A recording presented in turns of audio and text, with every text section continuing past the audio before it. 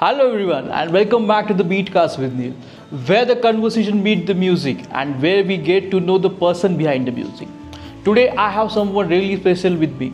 He is a talented musician, a wonderful performer and someone who has created his own identity throughout his passion and dedication towards the music. I'm talking about none other than the Abhishek Bharadwaj.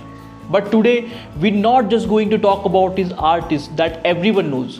We are going to talk about real Abhi, his journey, his struggle, his inspiration, the movement that changed him, and of course his music. So further delay, please welcome Mr. Abhishek Bharadwaj. So सबसे पहले अभिषेक welcome to बीटकास्ट. Actually मैंने जब से start किया तो मेरा तो like dream ही था कि आपके साथ कोलैबोरेशन तो करना ही है एंड होपफुली आज आप यहाँ पे पुणे आए एंड जैसे ही लाइक सुबह आपने जैसे ही मुझे कॉल किया टेक्स्ट किया तो मैं बहुत मतलब एक्साइटेड हो गया था एंड मुझे नहीं पता था कि आज के आज ही शूट होगा. सेम. यस. सो कैसा लग रहा है फिर? बहुत अच्छा लग रहा है सर यहाँ पर आकर. और पहले तो मैंने कॉन्ग्रेचुलेशंस. Thank you. ये एक नई शुरुआत मेरे लिए भी मतलब सौभाग्यशाली मैं खुद को मानता हूँ यहाँ पर. ये हमारा सौभाग्य है एक्चुअली कि आपने हमें टाइम दिया एंड ऑब्वियसली लाइक मैं एक चीज़ ये करना चाहता हूँ कि लाइक 2 घंटे हमारा डिले हो चुका है. बहुत कुछ बाकी था, मैं आपको बाद में बताऊँगा इसके बारे में. तो first of all welcome Abhishek, welcome to the Beatcast. And अभी मैं तो बहुत एक्साइटेड हूँ आपकी जर्नी जानने के लिए. आपको लाइक लोग भी रहेंगे. सो फर्स्ट ऑफ ऑल आपका म्यूज़िक सेगमेंट से ही स्टार्ट करते हैं. तो कैसे रहा, मतलब म्यूज़िक में आना कैसे हुआ फर्स्ट ऑफ ऑल?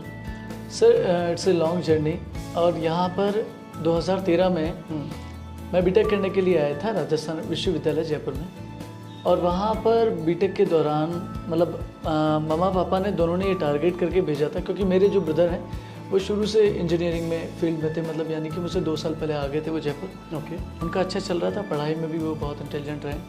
पर मेरा मम्मा पापा ने टारगेट किया कि चलो इंजीनियरिंग या डॉक्टरी किसी भी लाइन में से डालते हैं. फाइनली मैं बीटेक करने के लिए आया. उससे पहले तक मैं म्यूज़िक से उतना जुड़ा हुआ नहीं था. सिर्फ गाने सुनने का बड़ा शौक था कि सोनू निगम का भी मुझ में कहीं एक गाना चला था उस टाइम मैं गुनगुनाता रहता था, तूने मेरे जाना. हाँ.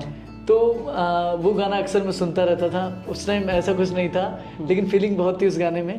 तो आई डोंट नो, म्यूज़िक हर तरह से मुतासिर करता था, बहुत इफ़ेक्ट डालता था मुझ पर. जब मैं बीटेक करने के लिए आया वहाँ पर यूनिवर्सिटी, तो जैसे रैगिंग होती है, छोटा छोटा पार्ट होता है रैगिंग का, तो मेरे सीनियर्स ने रैगिंग करना शुरू किया. ऐसे किसी और की कर रहे थे. तो मेरा दोस्त है भगवान सिंह नाम है उनका, he is one of my best friend. उसने मुझे कहा कि अपनी भाषा में कहा कि इससे अच्छा तो तू गा लेगा. तो मैंने कहा कि हाँ यार इससे अच्छा तो अपन गा ही लेंगे. मैंने राजस्थान में भाषा में कहा. देन वहाँ पर एक सीनियर थे, उन्होंने सुन लिया. उन्होंने कहा कि अच्छा तू अच्छा गाता है तो तू जाके आगे क्लासरूम में और गाना गा. तो मैंने सोचा था कि इतना तो नहीं सोचा था और मैं इसके लिए प्रिपेयर भी नहीं था. मैंने फाइनली कल हो ना हो गाया. वहाँ पर सब ने, जैसे कि नॉर्मली सबके लिए तालियां बजाते हैं, सब ने क्लैपिंग किया. मुझे लग रहा था कि क्या पता कैसे गया होगा, लेकिन बाद में कुछ लोगों ने बोला, मेरे दोस्तों ने भी बोला कि यार अभिषेक गाना अच्छा गाता है. नॉट अबाउट इतना ज़्यादा प्रोफेशनल नहीं था, लेकिन उनको लगा शायद कि हाँ गाना ये पढ़ाई जितनी कर रहा है उससे बेटर तो गाना गा रहा है. तो बाद में कंटिन्यू रहा और वहाँ से एक अलग जर्नी शुरू हुई. बहुत सारी चीज़ें बीच में आई. ओके. बिल्कुल उसके तरफ बढ़ेंगे अपन. सो जैसे कि लाइक घर में कोई फैमिली म्यूज़िक मतलब ऐसा कुछ बैकग्राउंड? सर बैकग्राउंड का ऐसा है कि मेरी मम्मा का जो फैमिली बैकग्राउंड है, मेरे नाना जी वगैरह, वो बहुत बढ़िया संगीत सुनते हैं. मतलब अब मेरे नाना जी नहीं हैं, लेकिन वो जब थे तो मोहम्मद रफ़ी साहब के मधुबन में राधिका, मन तरपत हरिदर्शन को आज, तो इस तरह से राग बेस्ड गाने उनको बड़े पसंद थे. वहाँ से वो इनडायरेक्टली मेरी मम्मा के अंदर आया. रंगोली एक दूरदर्शन का फेमस प्रोग्राम है, आज भी आता है शायद वो. उस टाइम श्वेता तिवारी जी उसे होस्ट करती थी, बतौर होस्ट वहाँ पर थी. इत्तेफाकन वो प्रोग्राम जब माँ संडे के दिन वो आता था मॉर्निंग में, तो जैसे वो देखती थी दूरदर्शन पर, तो मैं भी बैठा रहता था. उसका एक असर दिमाग पर आया. तो वहाँ के जो सराउंडिंग का म्यूज़िक है उसे छोड़कर उस म्यूज़िक की तरफ एक झुकाव था मेरा. बाकी बैकग्राउंड ऐसा कोई म्यूज़िक से नहीं रहा. ओके. सो जैसे कि आपने इंजीनियरिंग करते करते फिर म्यूज़िक के क्लासेस भी आपने स्टार्ट किया, तो मतलब क्लासिकल सीखा या कैसे? सर मैंने जब शुरू किया तो बीटेक के बाद मैंने एक मैम है उनके पास थोड़े दिन म्यूज़िक सीखा. उन्होंने सिखाया, लेकिन उसके बाद मेरे एक टीचर थे गिटार के, थोड़े दिन में गिटार सीखा उनके पास, उनका नाम था गगन सर। तो गगन सर ने मुझे कहा कि यार तू अच्छा गाता है, तुझे प्रॉपर इंडियन क्लासिकल सीखना चाहिए और डिग्री भी इसी में करनी चाहिए, चूँकि मैंने बीटेक छोड़ दिया था। तो उन्होंने कहा कि प्रॉपर राजस्थान संगीत संस्थान एक जगह है जहाँ पर आप ये कर सकते हो। मैं उस दौरान वहाँ पर गया, राजस्थान संगीत संस्थान में ऑडिशन दिया, शुरुआत का एक इंटरव्यू टाइप में होता था, वो करने के बाद फाइनली मेरा सिलेक्शन हुआ और मैंने इंडियन क्लासिकल म्यूज़िक की एक फॉर्मल ट्रेनिंग कह सकते हैं हम, धीरे धीरे शुरू हुई मेरी। उससे पहले और बाद की वॉइस में रात दिन का फ़र्क है, जो कि मैं पूरा श्रेय देता हूँ गुरुजनों को और इंडियन क्लासिकल म्यूज़िक को, यानी कि शास्त्रीय संगीत से बेहतर कुछ भी ऑप्शन नहीं है। Okay, correct. सो लाइक कौन से टीचर रहे फिर आपके फर्स्ट मतलब जो आपके क्लासिकल सिखाने वाले गुरु, उनका घराना, तो उनके बारे में हम लोग। सर मुझे सबसे पहले जो मैंने कहा प्राइवेट इंस्टीट्यूट था, उसमें भावना भट्ट जी ने सिखाया थोड़े दिन। मैं उतना अनजान था, मतलब काफ़ी अनजान था मैं म्यूज़िक से कि भूपाली क्या है, किस तरह का राग चल रहा है। लेकिन बाद में जब मैं संगीत संस्थान आया तो मेरे प्रथम जो गुरु रहे मेरे संगीत में, श्री राम मनोहर शर्मा, उन्होंने मुझे शुरुआती शिक्षा दी। मैं 1 साल उनसे सीखा और फिर मैंने मध्यमा से बैचलर की तरफ रुख किया उनके ही गाइडेंस के द्वारा कि तुम डिग्री में एडमिशन लो, तुम अच्छा गा सकते हो, थोड़ा सा आगे कोशिश कर सकते हो। वहाँ श्रीमती प्रभा माथुर जी हैं, उनसे मैंने लगभग 3-4 साल सीखा बैचलर के दौरान। और उसी दौरान प्रभा जी के भी गुरु और इनडायरेक्टली वो मेरे भी गुरु बने पंडित SS पांडे जी, शिवशंकर पांडे जी है, संगीत नाटक अकादमी राजस्थान से, उन्हें कला पुरोधा से सम्मानित किया गया हाल ही में। तो बहुत अच्छा उनसे गाइडेंस मिला और अलग अलग तरह का सीखने को मिला, मतलब ओवरऑल म्यूज़िक के साथ भी जीवन का दर्शन वहाँ से शुरू हुआ। ओके। जब आपने बीटेक बाइक स्किप किया तो लाइक घर वाले बोलेंगे कि भाई यार इतना बड़ा रिस्क ले रहा है, या फिर खुद से भी आता नहीं और मैं ये सब छोड़ के फिर क्या करूँगा म्यूज़िक में, तो ऐसा कुछ मूवमेंट लाइक हुआ था? हाँ सर, होता है। दरअसल मेरा जो बैकग्राउंड वो एक मतलब आप कह सकते हैं सब डिस्ट्रिक्ट अब हुआ है। वो पहले जो वो बैकग्राउंड था वो बिल्कुल एक मतलब गाँव भी नहीं कह सकते और शहर भी नहीं, बड़ा खूबसूरत सा जगह है जिसका नाम है राजस्थान, लालसोट नाम है उसका। राजस्थान के अंदर दौसा डिस्ट्रिक्ट में लालसोट एक जगह है, तो वहाँ का मैं रहने वाला हूँ। वहाँ सराउंडिंग का जो गाना बजाना और ऐसा प्रभाव नहीं था, 2 ही ऑप्शन सामने थे, या तो डॉक्टर या इंजीनियर। अब उसी के द्वारा माता पिता ने बीटेक के लिए बताया। तो बाद में जब उनको मैंने बाद में खबर दी, पहले मेरे दोस्त कुछ दोस्त हैं, दिव्यांग, राहुल, भगवान सिंह, जैसा मैंने बताया आपको, प्रशांत भैया हैं, तो राम त्यागी हैं, ऐसे कुछ दोस्त मिलके उन्होंने मेरे को बिठाया और कहा कि आज जैसे होता ना बीटेक वाले दोस्त, इंजीनियरिंग वाले दोस्त, तो उन्होंने मेरे को बिठाया और कहा कि रॉकस्टार दिखाते हैं। अब तेरे को एक फिल्म आई थी, मैंने कहा मैंने उसके गाने सुने लेकिन फिल्म नहीं देखी। उन्होंने कहा मैं फिल्म दिखाऊंगा आज तेरे को, तुझे सिर्फ देखना है, हम कुछ नहीं चाहते तेरे से, तू देख। ये 2000 आई थिंक 15 की शुरुआत की बात है ये। तो मैंने वहाँ पर बीटेक के लिए ये जब रॉकस्टार देखा और उसका एक अलग सा इल्यूजन मेरे दिमाग में हो रहा था, नहीं हाँ कि यार मुझे ये करना है। असल माइंड में मैं रॉकस्टार को उतना इम्तियाज़ अली की फिल्म, इतनी गहरी फिल्म है, समझा नहीं था, लेकिन ये समझ गया था कि हाँ this one is the path जिसमें मुझे जाना चाहिए। उसके बाद मैंने डिसाइड किया, दोस्तों ने वादा किया कि अगर मैंने कहा उनसे कि यार मैं नहीं करना चाहता बीटेक, मेरे साथ साथ बैक लग रही है, और उन्होंने 13 सब्जेक्ट हुआ करते, बायोटेक्नोलॉजी आगे जाके हमें ब्रांच मिलने वाली थी। तो दोस्तों के सपोर्ट से उन्होंने कहा कि हम तेरे को जब तक तू स्टेबल नहीं हो जाएगा तब तक के लिए हम तुझे हर महीने जो भी तेरा खर्च है, चाहे 10 साल ही क्यों ना हो, हम देंगे। क्या बात है। बड़ी बात यह है कि उन्होंने ये निभाया और लगभग 2022 तक उन्होंने मेरा खर्चा उठाया। ये 2015 से बात कर रहा हूँ, तो 10 साल तक उन्होंने मुझे फाइनेंशियली संभाला, बहुत सारी चीज़ें रही। मैंने जैसा कि मम्मा पापा के लिए आपका जो सवाल था उस पर आता हूँ, रिएक्शन बहुत अजीबोगरीब था, माँ पापा को दोनों को बहुत दुख हुआ। और एक आमतौर पर किसी भी पेरेंट को दुख होगा भी कि यार ये बहुत ज़्यादा हो गया, बीटेक छोड़ दिया, इतने पैसे लगाए थे, 1.5-2 लाख रुपए लगा दिए पर सेमेस्टर, 37,000 लगभग उस टाइम फीस थी। यूनिवर्सिटी का मेन डिपार्टमेंट था। बड़ी बात थी कि विश्वविद्यालय के अंदर ही वो डिपार्टमेंट था, राजस्थान यूनिवर्सिटी के अंदर, CCT नाम था। शायद मेरे दोस्त वो सुनेंगे तो उन्हें अच्छा लगेगा ये। और फाइनली हुआ ऐसा कि ड्रॉप आउट करने के बाद लाइफस्टाइल बिल्कुल चेंज। एक होती है ड्रीम वाली दुनिया, क्या? छोड़ने से पहले फिल्मी दुनिया एक काल्पनिक जैसे कहते हैं कि छोड़ देंगे एक दिन स्टार बन जाएंगे, लेकिन बहुत सारी ऐसी चीज़ें होती है जो आपको एक्सेप्ट करनी होती है ना चाह कर भी। ओके। देन एक्सेप्ट किया और बाकायदा घर वालों को बताया, दिल पे पत्थर रख के मुंह पे मेकअप कर लिया और मैंने अपने मम्मा पापा से ब्रेकअप कर लिया। क्या बात है। थोड़े दिन के लिए ये हो गया। मैंने अपनी माँ को सबसे पहले बताया कि मम्मा मेरे माँ बाप मुझे बहुत प्यार करते हैं, मतलब जैसे इश्क होता है ना वो एक तरफा इश्क है उनका।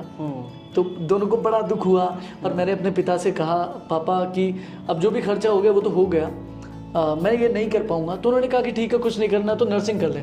और आपको ये जानकर अजीब और गरीब लगेगा कि एक साथ संगीत संस्थान और नर्सिंग उन्होंने बिना पूछे उसमें भी एडमिशन करवाया। और मैंने दोनों रोज साइकिल से मैं जाता था, लगभग 22-30 किलोमीटर में चलाना पड़ता था। कोई ऑप्शन नहीं, क्योंकि खर्चा दोस्त देंगे वो ठीक है, लेकिन वो भी कितना देंगे कितने टाइम तक ये सपोर्ट रहेगा। तो ऐसे जर्नी रही, नर्सिंग भी किया और बैचलर भी किया मैंने। ओके। फाइनली उन्हें एक्सेप्ट किया, समय लगा उनको एक्सेप्ट करने, बहुत टाइम लगता है बट हो जाता है। सो नेक्स्ट क्वेश्चन यही रिलेटेड है कि आजकल के बच्चे या फिर आजकल का यूथ है तो पैशन भी फॉलो करना चाहते हैं एंड पढ़ाई भी है, तो इसको मेंटेन कैसे मतलब करना है? सर मैं देखिए सबका अपना अपना एक स्टाइल होता है या अपनी अपनी मेंटली वो थ्योरी बनाकर प्रैक्टिकल वे में जाते हैं, लेकिन मैं ऐसा मानता हूँ कि अगर आप पढ़ाई कर रहे हैं तो पढ़ाई को बीच में मत छोड़िए। आप जो भी पढ़ाई कर रहे हैं उसके साथ में आप इंडियन क्लासिकल म्यूज़िक के एक अच्छे टीचर्स को तलाश कीजिए, जो गुरु आपको, टीचर शब्द तो गलत है क्योंकि संगीत में मैं टीचर नहीं कहता, संगीत में गुरु ही होते हैं अगर जो आपको प्रॉपर सिखा रहे हैं। तो बतौर गुरु वो आपको जो सिखा रहे हैं उसको सिर्फ आपको 2 घंटे देना है। मैंने एक हाल ही में एक पॉडकास्ट सुना था, एक किताब की समरी सुनी थी कि अगर आप रोज़ 1 घंटा कोई भी काम करते हैं तो वो 365 घंटे होते हैं। तो आपको लॉन्ग जंप की जगह छोटे छोटे जंप करने हैं, रोज़ 1 घंटा 1.5 घंटा आपको उसके बारे में जानना है। आजकल यूट्यूब पर सब कुछ है, तो आपको बतौर गुरु वहाँ पर वो सीख सकते हैं और साथ में कॉलेज भी अपना कर सकते हैं, जैसे कि आजकल यूथ कर भी रहा है, ये एक अच्छी बात है। Talking about like your classical journey, तो आपके कौन से घराने में मतलब सीखा है म्यूजिक? सर देखिए घराना परंपरा बहुत गहरी परंपरा होती है। मैं शुरुआती दौर में जब कॉलेज में होते हैं तो कोई घराना नहीं होता है, कॉलेज में सब सीखते हैं, बंदिशें चलती है, सखी एरी आली यमन से शुरू करके भूपाली पर जाते हैं और बेसिक राग से धीरे धीरे बढ़ते हैं। लेकिन बाद में मैं यहाँ पर संगीत सीखने पुणे के लिए मैं बात करूँगा, यहाँ पर पुणे आने का प्लान बना और मैंने राजस्थान छोड़कर यहाँ पर पंडित राजेंद्र कंदलगांवकर जी मेरे गुरु हैं, वर्तमान में मैं वहीं शिक्षा ले रहा हूँ, लगभग 7-8 साल हो गए हैं मुझे। तो गुरु जी ने मुझे शास्त्रीय संगीत सिखाया है और संगीत में घराना जब इन्वॉल्व हुआ तो वो यही टाइमिंग था जब मैंने किराना घराने के वो मशहूर कलाकार हैं भारत रत्न भीमसेन जोशी जी के शिष्य हैं। क्या बात, मेरे लिए तो वही भारत रत्न है। क्या रे? बहुत लेजेंडरी आर्टिस्ट हैं, उनका गाना बहुत ही मुतासिर किया मुझे, बहुत अच्छा लगा उनको सुनकर और मैंने डिसाइड किया कि उनसे सीखेंगे। तो मैं ये नहीं कहता कि मैं बहुत अच्छा शास्त्रीय संगीत गा रहा हूँ या मैं बहुत बड़ा कलाकार हूँ, लेकिन हाँ मेरे गुरु बहुत अच्छे गुरु हैं और एक कलाकार हैं, उसके नाते मैंने किराना घराने से ताल्लुका छोड़ा। क्या बात है। तो ये कैसा एक्सपीरियंस रहा सीखने का क्लासिकल आपको? सर बहुत अजीब व गरीब रहा, क्योंकि मैं जब जयपुर में था तो हम हारमोनियम पर बजा के गाते थे, जैसे कि नी धा पा मा पा गा मा धा पा रे गा रे सा। तो वो आदत जो थी उसकी एक एक देख देख के बजाना, जब मैं यहाँ पर आया तो मेरे लिए बिल्कुल नयापन था। पुणे जब आया गुरुजी ने कहा कि हारमोनियम की आदत पड़ रही है शायद तुमको साथ तुरंत ढूंढ लेना चाहिए, तानपुरा चल रहा है। मुझे बड़ा आश्चर्य हुआ कि बैचलर के इतने समय बाद शुरू होने के बाद कि मुझे शायद ऐसा है क्या कि सा नहीं लग रहा है प्रॉपर, एक गिल्ट सा फील हुआ, अजीब व गरीब दिमाग में आया। मैंने गुरुजी से कहा कि मुझे क्या करना चाहिए। गुरुजी ने कहा कि बाकायदा तुमको तानपुरा पर प्रैक्टिस करनी चाहिए और होती कोशिश मैनुअल पर आना चाहिए। पहले आजकल ऐप चल गया तानपुरा ड्रॉइड और फिर बाद में एप्पल में भी आ गया है अभी, तो बहुत अच्छा एक तानपुरा का वो है। तो वहाँ से मैंने शुरू किया स्पीकर पर लगाकर रोज़। तो वो एक शुरुआती दौर में मुझे लगता था कि हर एक की जगह अलग है, हारमोनियम पर तो आसानी से मिल जाता था, लेकिन बाद में ढूंढते ढूंढते काफ़ी वक्त लगा।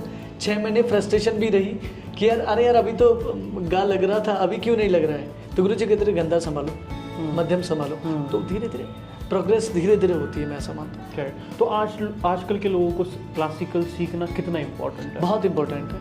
इंडियन क्लासिकल म्यूज़िक अगर आप नहीं भी गाना चाहते हैं ज़िंदगी में तो भी बस इसलिए सीख लीजिए कि जीवन बहुत खूबसूरत है। अगर संगीत आपकी ज़िंदगी में है, वो आपको कहीं ना कहीं, अगर आप कॉर्पोरेट वाली 9 to 5 वाली जॉब में है या नाइट शिफ्ट में है, तो भी आप ऐसा कर सकते हैं कि मॉर्निंग में आपने एक राग चला लिया, भैरव का आपको अंदाज़ा है कि भैरव कैसा होता है, आप मॉर्निंग में निकलें एक राग सुन के, आपका आधे से ज़्यादा हील कर देता है म्यूज़िक आपको।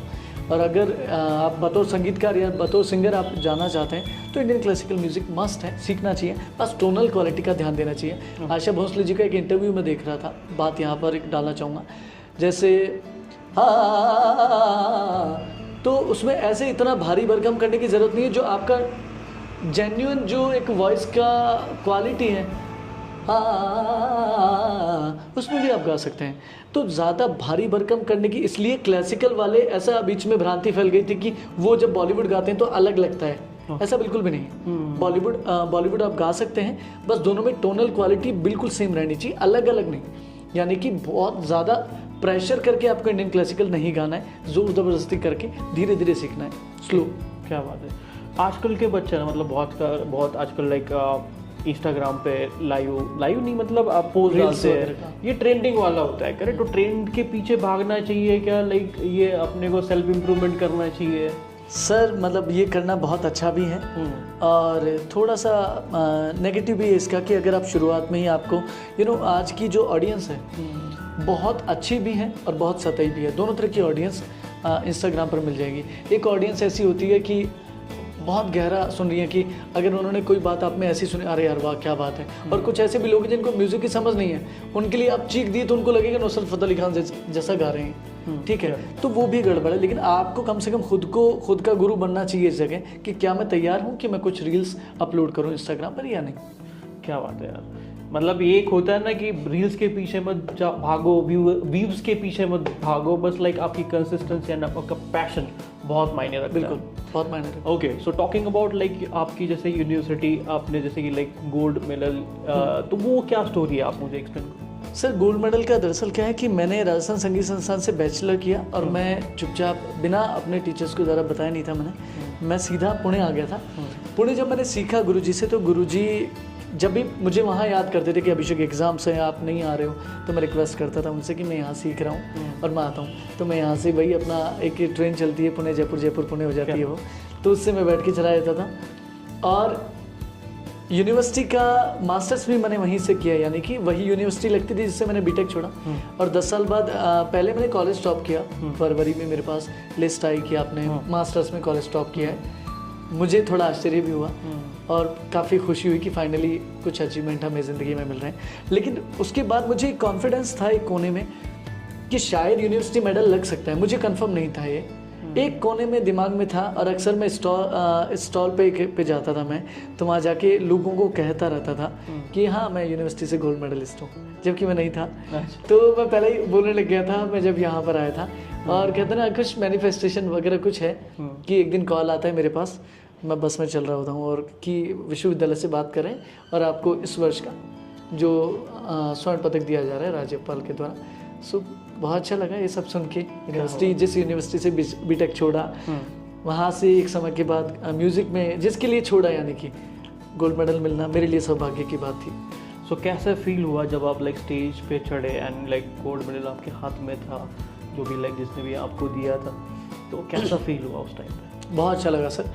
और उससे भी ज़्यादा प्रीशियस मोमेंट्स अगर मैं बताना चाहूँ तो ये थे कि मैं जब वहाँ पर पहुँचा तो मेरे दो दोस्त प्रशांत उपाध्याय और राहुल उपाध्याय, उनको ये जानते हुए भी कि मैं यानी कि उनको एंट्री नहीं मिलेगी, राज्यपाल हैं तो प्रोटोकॉल्स होते हैं, एक ही बंदा अलाउड था। मेरे पिताजी को मैं इसलिए लेके गया था कि मैं चाहता था कि ज़िंदगी में एक मकाम वो ये देखें कि यार 2 कदम आगे बढ़ाने से कुछ बात बन सकती है, कोशिश करने से। मैंने बीटेक छोड़ा, उनको बड़ा दुख हुआ था, मैं चाहता था कि वो मेरी सक्सेस के छोटे छोटे पार्ट्स में इन्वॉल्व हों। तो मैंने उनको बोला था, मेरी माँ उस टाइम अहमदाबाद थी, तो मैंने पिताजी को बोला कि हम साथ चलते हैं, आप चलो, कैसा रहता है, मेरे लिए भी एक नया एक्सपीरियंस है। पापा को बड़ा प्राउड हुआ था। और वो 2 दोस्त ये जानते हुए भी, वही जर्नी के जो 2 लोग थे बीटेक वाली के, कि हमें एंट्री नहीं मिलेगी, फिर भी वो बाहर लॉन में पूरे दिन वेट किया उन्होंने कि हम फील कर रहे हैं कि उसे मेडल अंदर मिल रहा होगा। क्या बात है, क्या बात है, ऐसे दोस्तों के लिए हैट्स ऑफ है। ओके, सो लाइव म्यूजिक फिर आपने कब से स्टार्ट किया लाइव गाना? सर लाइव गाना मैं उस दौर की बात है 2017-18 में या उससे भी थोड़ा सा पहले जाएंगे, तो जो गगन सर मैंने बताए थे जिन्होंने राजस्थान संगीत संस्थान के बारे में बताया था मुझे कि आप वहाँ पर ट्रेनिंग ले सकते हैं, उनके फादर हैं गुड्डू अंकल हम उन्हें बोलते हैं। तो मैंने गगन सर को एक शाम बोला कि मुझे पैसों की ज़रूरत है, मैं खुद का खर्चा निकालना चाहता हूँ सेल्फ से, तो थोड़ा सपोर्ट कीजिए ना, आप जानते होंगे यहाँ पर कोई बियर बार है या कोई ऐसी जगह है पब वगैरह में जहाँ गा सकता हूँ, अपना म्यूज़िक दे सकता हूँ। देन हुआ ऐसे कि गगन सर ने मुझे रात को बुलाया, मैं रात भर बैठा रहा, वो प्रोग्राम से आ रहे थे, उन्होंने अपने फादर से इंट्रोड्यूस कराया और बताया कि पारसमणि नाम से इनका एक ऑर्केस्ट्रा है, आप जाओ वहाँ पर, कुछ कुछ आपको पेमेंट मिलता रहेगा और पापा प्रोग्राम्स करते रहते हैं, पुराने से ही अच्छा चल रहा है। गुड्डू अंकल से भी बहुत कुछ सीखने को मिला, वहाँ पर मैं ऑर्केस्ट्रा में जाता था, बाकायदा वो इंट्रोड्यूस करते थे, पहला गाना मुझे देते थे और मैं वही अपना गाना जिससे मैंने कुछ कॉम्पिटिशन्स भी जीते थे, उस टाइम फिक्स 2-5 गाने में गाता था, लिखे जो खत तुझे, मोहम्मद रफ़ी साहब का गाना है। तो फाइनली मैं उनके ऑर्केस्ट्रा में जाता, कुछ कुछ खर्चा निकलता रहता, फिर 500 रुपये, कभी 400 रुपये, कभी 500, कभी 1000 रुपये भी वो मुझे दे देते थे, बाहर जाते थे, तो मेरे लिए उस टाइम के लिए बहुत संबल था वो। करेक्ट। सो ऐसे कितने इवेंट्स किए अब तक फिर? सर 2000+ इवेंट्स मैंने कर लिए होंगे अभी तक, इवेंट्स बहुत किए हैं एक टाइम पे।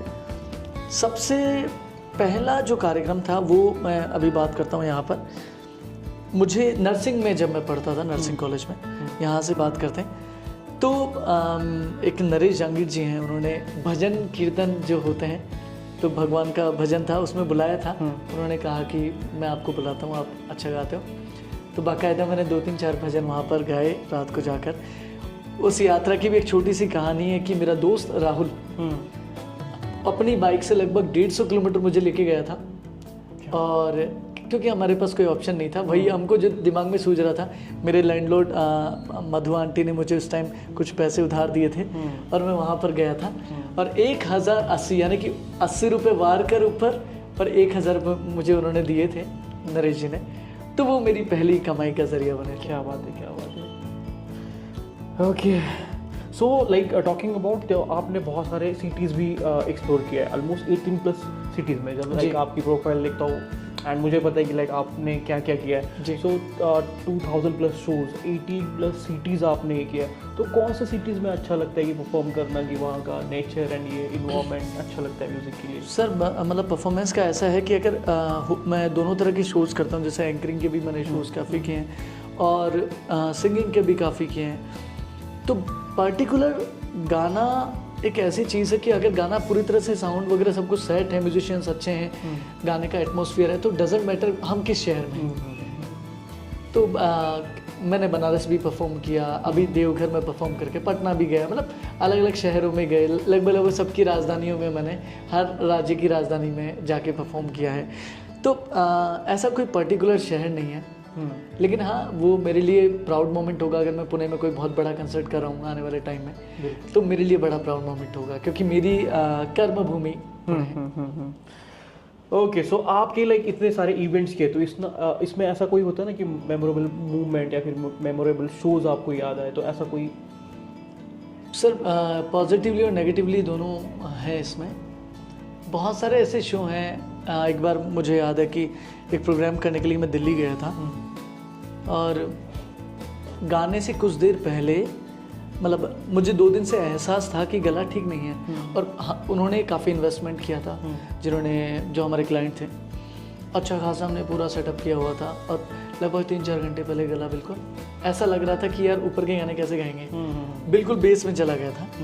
तो वो वाक़या है, मैं काली माता को बहुत मानता हूँ, मैंने उनको प्रणाम किया पूरा सरेंडरनेस के साथ और उनसे कहा कि आज मैं नहीं गा पाऊँगा, आज आपको गाना है। तो प्रॉपर गाया।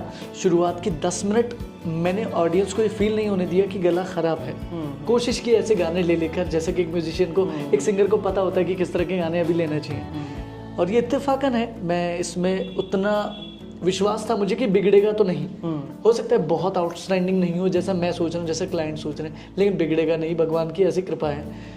और यकीन मानिए कि इतना बढ़िया हुआ था कि ऑडियंस रो रही थी, मैं खुद भी रो रहा था। इंडिपेंडेंस डे वाला एक फील था वहाँ पर, पैट्रियोटिक सॉन्ग्स चल रहे हैं, मैं संदेशे आते हैं गा रहा था सोनू जी का, तो बहुत अच्छा हुआ था वो इंसिडेंट, मुझे याद रहता है। मैं काफ़ी प्रेशर में था, होटल में 2 दिन पहले होने के बावजूद भी मुझे नींद नहीं आ रही थी। क्या हुआ? हाँ, क्योंकि मुझे फील हो रहा था कि यार ये होगा कि नहीं होगा। तो ऐसे ही बहुत होता है ना कि लाइक यार कभी साउंड फेलियर हो जाना, मॉनिटर सुनाई नहीं देते या फिर लिंक्स भूल जाते, ऐसा कई बार हुआ है जी। ऐसा होता है ना, तो उस मूवमेंट में फिर कैसे मैनेज हो जाता है? सर देखिए, किसी भी शो को हिट करना एंड ऑफ द डे भगवान के हाथ में होता है। हमारा, मैं ऐसा मानता हूँ कि हम सिर्फ लास्ट तक कोशिश करें कि कैसे भी उस इवेंट को मैनेज करें। अब कभी कभी ऐसा होता है कि मॉनिटर आपके पास वाले सिंगर को प्रॉपर मिल रहा है, फीमेल सिंगर को आपको मिल ही नहीं रहा है। तो अब आप, ऐसा तो नहीं है कि उनको बार बार ऐसा करना ठीक नहीं लगता है कि आप साउंड ऑपरेटर को हाई कर रहे हैं या अपने मैनेजर को बोल रहे हैं। तो ऐसे टाइम पे ऐसा ही होता है कि प्रॉपर कंसंट्रेशन के साथ सुनिए कि आप गा क्या रहे हैं, और भगवान का नाम लेके आगे बढ़ते रहिए। म्यूजिशियन आपके पीछे हैं, कुछ ना कुछ बेहतर मिलेगा आउटपुट। ओके, सो लाइव जब आप गाते हो तो ऑडियंस से कनेक्शन कैसे बिल्ड करते हो आप? सर लाइव गाने में मतलब मुझे ऐसा लगता है कि शुरुआती एक उसकी पूरी स्ट्रेटेजी मेरे पास ऐसे थियोरेटिकली नहीं कह सकता मैं, लेकिन मेंटली ऐसा लगता है कि सबसे पहले उन्हें एंगेज करना चाहिए। किसी भी ऑडियंस के बीच में जाकर उनसे बात करना कि वो किस तरह की ऑडियंस है, उन्हें समझना। और आपको ये जानकर बड़ा आश्चर्य होगा कि भारत में, जहाँ मैं अलग बंगाल से लेके राजस्थान तक, हर ऑडियंस लगभग एक कोने पर, एक एंगल पर बिल्कुल सिमिलर है। सबको end of the day enjoy करना है, किसी को सोलफुल सुनना है। वो हो सकता है कि उनकी पसंद अलग अलग हो, लेकिन हमको टारगेट करना है उनके अंदर के एक इमोशन को, जो कि संगीत ही जगा सकता है, टच कर सकता है। तो उस इमोशन के लिए सबसे पहले उनको एंटरटेन करें। छोटा सा कोई ऐसा गाना लें जो हर जगह भारत में सबसे ज़्यादा हिट रहा हो, जैसे पल पल दिल के पास है मान लीजिए, या गुलाबी आंखें, वो हर बच्चे को पता है कि हाँ ये है। तो ऐसा कोई गाना ले लिया, उनसे बात कर ली, आप क्या सुनना चाहेंगे, हम यहाँ से आए हैं, कैसे हैं आप, उनकी भाषा में 2 लाइन्स बोल कर, तो वो थोड़ा एंगेज हो जाते हैं। क्या बात है, क्या बात है। सो कॉर्पोरेट शो, वेडिंग शो, या फिर प्राइवेट की, या फिर बड़े ऑडिटोरियम में शो, तो इसमें मतलब फ़र्क, कुछ डिफरेंस पता चल जाता है आपको? कॉर्पोरेट वाले खुल के हैं सर, मतलब काफ़ी खुले हुए हैं। अब वहाँ पर एक अलग माहौल होता है, वहाँ यूथ वाला एक अगर वहाँ पर कोई 40+ भी है तो आपको लगेगा नहीं कि 40+ है। उनकी एक एनर्जी होती है, तो वहाँ आप ऐसे गाने रॉक टाइप के गा सकते हैं, पॉप टाइप के गा सकते हैं, या फिर डांस नंबर्स गा सकते हैं, या फिर कभी कभी आजकल अरिजीत सिंह का बहुत ट्रेंड है, सोनू जी के गाने गा सकते हैं। काफ़ी अलग अलग जॉनर वहाँ पर आप निभा सकते हैं। लेकिन अगर आपके पास लाइव म्यूज़िक प्रॉपर नहीं है, या आपको लग रहा है थोड़े 5-7 मिनट में आपको लग रहा है कि ये पुराने गाने उतना सुनने में इंटरेस्टेड नहीं है, तो आपको उन्हें नहीं छेड़ना चाहिए। वेडिंग में ऐसा है कि मिक्सअप आते हैं, तो मिक्सअप को मिक्सअप सुना सकते हैं। और उसके साथ ही कॉलेजेस का अलग माहौल है, कॉलेज में बिल्कुल यूथ होता है। यूथ कैटेगरी के लिए आप जितना बढ़िया गाना गा सकते हैं, एनर्जी वाला, आप गाइए उनके लिए। थोड़ा सा पोएट्रिक माहौल भी होना चाहिए, कुछ उसमें पोएट्री होनी चाहिए, ऐसे गाने जो लव स्टोरी टाइप के, जो यंग जनरेशन में अभी तो मिसिंग नहीं है, बहुत ज़्यादा चल रहा है, तो उनको टारगेट करते हुए। ओके, सो एक लाइव परफॉर्मर जो होता है, तो उसको क्या अपडेट करना चाहिए स्किल के ऊपर? लाइव परफॉर्मर को सबसे पहले मैंने बहुत समय के बाद सीखा, मैं ऐसा मानता हूँ कि संगीत में एक लाइन बोलते हैं सर, मैं यहाँ से जोड़ूंगा, एक को साधे सब सधे, सब साधे सब जाएं। यानी कि कोई भी कार्य, अगर आप एक कार्य पर फोकस करेंगे तो उसकी कई ब्रांचेस निकलती है, जो आपको एक्सपीरियंस देते हैं किसी और कार्य को अच्छे ढंग से करने की, एक अनुभव देती हैं। तो अगर आप एक लाइव परफॉर्मर बनना चाहते हैं तो सबसे पहले टारगेट कीजिए कि एक गाना लिया आपने, उसको कम से कम 50 बार गाइए, ताकि उसके लिरिक्स आपको प्रॉपर याद हो। ज़्यादातर क्या होता है कि हम नए गाने ले लेते हैं, 2 बार 3 बार में हमें लग जाता है कि परफेक्शन आ गया। परफेक्शन तब तक नहीं आएगा, हो सकता है आपको ऑन टाइम लग रहा हो। लाइव बिल्कुल अलग होता है, आपके घर की प्रैक्टिस अलग होती है, आपकी रिहर्सल बिल्कुल अलग होती है। अगर आप म्यूजिशियन के साथ हैं तो वो रिहर्सल बिल्कुल अलग होगी। तो आप एक एक गाने पर समय दें, हो सके तो उनके नोट्स पर जाएं, एक एक शब्द पर भी ध्यान दें, कहाँ पर सिंगर ने हल्का गाने की कोशिश की है, कहाँ पर आप फंबल हो रहे हैं उसका भी ध्यान रखें, इमोशनली कहाँ सम कहाँ पर है, उसमें वजन कहाँ देना है शब्द पर, हर एक चीज़ वहाँ पर काम आती है। मीनिंग भी चेंज हो जाता है, मीनिंग चेंज हो जाता है, बिल्कुल। क्या बात है। So talking about your radio jockey, like आपने कुछ टाइम के लिए रेडियो जॉकी भी थे, तो वो वाला लाइक किस्सा हमें सुनना है सर। इसके पीछे सबसे बड़ी जो चीज़ है, मैंने कभी नहीं सोचा था कि मैं रेडियो से जुड़ूंगा ऐसा। मैंने आकाशवाणी में एक ऑडिशन दिया था जिसका नाम है युववाणी। उस टाइम मैंने जो मेरा पहला लेसन रहा, मैं उसमें मेरे पास आया था बाद में कि आप पास नहीं हुए हैं, यानी कि आप फेल हो गए हैं। तो उस टाइम क्या होता है कि आपको ऐसे टाइम पे लगता है अरे यार मेरे को कैसे फील कर सकते हैं, मैं तो इतना अच्छा करके आया था। तो उस टाइम लगता है ऐसा। मैं आज जब उस दौर को देखता हूँ और आज उसी को इम्प्लीमेंट करने की कोशिश कर रहा हूँ कि नहीं हो सकता है अभी भी गड़बड़ हो, इसे बिल्कुल खुद को अनबायस होकर देखकर ठीक किया जा सकता है। यानी कि उन्होंने मुझे बोला था एक पेपर देते हैं वो वहाँ पर, उसे पढ़िए आप। अब जैसे कि मैंने बोला उसे पढ़िए, तो यहाँ पर मैं बोल सकता था उसे पढ़िए। जैसे कि ज़्यादातर लोग बोल जाते हैं हम आम जिंदगी में उसे पढ़ना वढ़ना कैसा चल रहा है, पढ़ना नहीं होता है, पढ़ना होता है। तो उसी कारण से मुझे उन्होंने कहा कि उससे मेरा ख्याल नहीं रहा, ये मेरी किस्मत की बात थी। यानी कि का के नीचे भी नुक्ता है का, और खा के नीचे भी नुक्ता है ख्याल। तो मैं प्रोनाउंसिएशन की वजह से उसमें फेल हो गया था। प्लस मॉड्यूलेशंस काफ़ी तरह के होते हैं कि जैसे मैंने कहा कि मैं अपने गुरुजी का बहुत आदर करता हूँ, मैं अपने गुरुजी का बहुत आदर करता हूँ, मैं अपने गुरुजी का बहुत आदर करता हूँ, यानी कि मैं तो सबका करता हूँ। तो हर एक चीज़ का मॉड्यूलेशन अलग अलग हो जाता है। मैं अपने गुरुजी का बहुत आदर करता हूँ तो हर एक चीज़ का अर्थ अलग हो जाता है। मैं रेडियो में जब गया तो वहाँ से फेल हुआ। फिर उसके बाद मेरे एक बहुत अच्छे दोस्त हैं रवि, उन्होंने मुझे बताया कि यार तो रेडियो टाइप मटेरियल है तो अच्छा बोल सकता है, तो तू कोशिश कर, तू गाता भी अच्छा है, शायद कुछ कंपोज भी कर दे, अभी तक तूने चेक नहीं किया होगा। थैंक्स टू रवि, उन्होंने मुझे भेजा वहाँ पर। प्रणय भारद्वाज जी हैं वॉइस ओवर आर्टिस्ट, उस टाइम रेडियो FM तड़का में मैं गया था, वहाँ पर मैंने दिया और कुछ समय वहाँ उसका एक हिस्सा रहा। मैंने लाइव भी काफ़ी टाइम लाइव में रहा, ऑडियंस ने मुझे सुना, एक अच्छा एक्सपीरियंस था। वहाँ से पहली बार मुझे लगा कि मैं कंपोज भी कर सकता हूँ। मैंने एक पान मसाला के लिए एडवर्टीजमेंट का नाम लेना ठीक नहीं होगा तो उनके लिए एडवर्टीजमेंट में मैंने म्यूज़िक कंपोज किया था, बिल्कुल अपना बिडू टाइप में स्टाइल में। तो वो बहुत अच्छा मेरे लिए अलग एक्सपीरियंस रहा था। कभी कभी आपको लगता है कि बहुत सारी चीज़ें अंदर हैं, लेकिन मौका जब आपके दिमाग पर प्रेशर पड़ता है तो वो आप निकल के आता है। जैसे कि एग्जाम में 6 महीने की पढ़ाई जो नहीं हो रही है वो लास्ट के 15 दिन हो रही है तो सब अंदर कैपेसिटी है। तो अच्छा रहा एक्सपीरियंस ऑल ओवर। करना इसलिए था कि कुछ तो रास्ता मिलेगा। मुझे लगता था म्यूजिशियन आएंगे या उसने मुझे ये लग जाता था कि मैं तो फिल्मों में जाने लायक आर्टिस्ट हूँ। आई डोंट नो कि मैं था या नहीं उस टाइम सिंगर के तौर पर। उस टाइम काफ़ी सारे आर्टिस्ट से मुलाकात। रजनीश दुग्गल जो हैं 1920 के एक्टर हैं। एक डरावनी फिल्म आई थी जिसमें शायद ये आदा शर्मा एक्ट्रेस थी, लीजा जिसका नाम था। तो रजनीश दुग्गल को एक बार मैंने सुनाया था केसरिया बनम राजस्थानी, क्योंकि मैं राजस्थानी तो हमारे खून में दौड़ता है वहाँ का फोक म्यूज़िक। तो ये सुनने के बाद रजनीश दुग्गल जो है एक्टर, उन्होंने बोला था कि यार मैं आपको अपनी फिल्म में एक मौका दूंगा। उसके बाद नंबर एक्सचेंज हुए और वहाँ से अच्छा एक्सपीरियंस मिला, जिस कारण से मैं गया था कि शायद कुछ शोज़ मिलेंगे, शायद कोई रास्ता मिलेगा, ये अनुभव ही मिलेगा।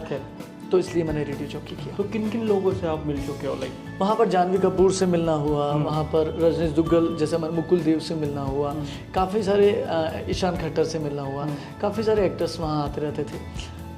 बिग बॉस फेम भी काफ़ी सारे आते थे। तो एक अलग तरह का लाइफस्टाइल है। रेडियो के उस पार माइक के उस तरफ एक दुनिया है और माइक के इस तरफ एक हमारी दुनिया है, जहाँ से आपको खुद से बात करनी होती है, खुद की इमोशंस निकालने होते हैं कि शायद उससे कोई वहाँ पर कनेक्ट कर रहा होगा, किसी कैब में बैठकर या किसी घर में बैठकर या किसी सुनसान गली के नुक्कड़ पर बैठकर या किसी अंधेरी रात में जब आप उदास हों तो आप सुन रहे हो FM जो भी नाम है उसका, अब दिल की बात अभिषेक के साथ, और लीजिए ये गज़ल मैं आपको सुना रहा हूँ। तो इस तरह का एक एटमॉस्फेयर वहाँ पर रहता था। क्या बात है। थोड़ा सा आप हमें थोड़ा सा आप अपनी झलक दिखाओगे कि ये गाना है और ये थोड़ा अपनी आवाज़ में? हाँ, रेडियो का स्टाइल। रेडियो दिल की बात सुन रहे हैं अभिषेक के साथ, और 9 से 12 का टाइम हो चुका है। लेकिन इससे पहले कि मैं 9-2-11 यहाँ पर हो जाऊँ, आपको सुना देता हूँ जगजीत सिंह जी की एक गज़ल, तुमको देखा तो ये ख्याल आया। बहुत ही खूबसूरत लिखा गया है और शायद आप इसे अपनी ज़िंदगी के किसी हिस्से से कनेक्ट कर सकते हैं। बने रहिए मेरे साथ, FM का जो भी नाम है। क्या बात है यार, क्या बात है। Amazing amazing amazing. Thank you. ऐसे एक पल के लिए लगा कि भाई घुस गया रेडियो में। एडॉप्ट करने का नेचर बहुत अच्छा शुरू से रहा था। ये गॉड गिफ्टेड भी कह सकते हैं। और मेरे इर्द गिर्द का सराउंडिंग, गाँव के बच्चे बहुत क्रिएटिव होते हैं। मैंने बाद में एक टाइम पे जाकर ये एहसास किया कि बहुत क्रिएटिविटी होती है गाँव के बच्चों में, क्योंकि वो मिट्टी में खेल रहे हैं ऐसे, जैसे शहर में ये नहीं होता है। वहाँ कुछ और प्लस पॉइंट्स होते हैं, लेकिन गाँव में ऐसा होता है खुल के बात करना, एक डर नहीं होता है अंदर। फलाने के बच्चे को फलाने ने कूट दिया तो उनके घर वालों की लड़ाई नहीं है वो सिर्फ उन दो बच्चों की लड़ाई है जो अगले दिन एक दोस्ती में बदल जाएगी। तो एक एक्सट्रोवर्ट नेचर मेरा था शुरू से। क्या बात है। तो मैंने आपका एक रील भी देखा था कि आप दूरदर्शन पे भी काम कर चुके हो करें, तो उसका क्या है? सर मुझे जब मैं रेडियो मैंने छोड़ा था तो मुझे लगता था कि शायद टेलीविज़न मिलने से मुझे कुछ शोज़ मिलेंगे और कुछ अपनी फेस वैल्यू बनेगी। तो मैंने श्री राजकिशोर सक्सेना जी हैं, बहुत अच्छे हैं वो, और मैं उनके पास अपना रिज्यूम लेके लगभग 2-3 बार गया। मेरी मुलाकात भी होती रही और मैं भेजता था अक्सर उनको अपना रिज्यूम। तो अंदर जाके उन्हें जो वहाँ के सर हैं वो भेजते थे। एक दफ़े उन्होंने कहा कि ये रिज्यूम किसका है?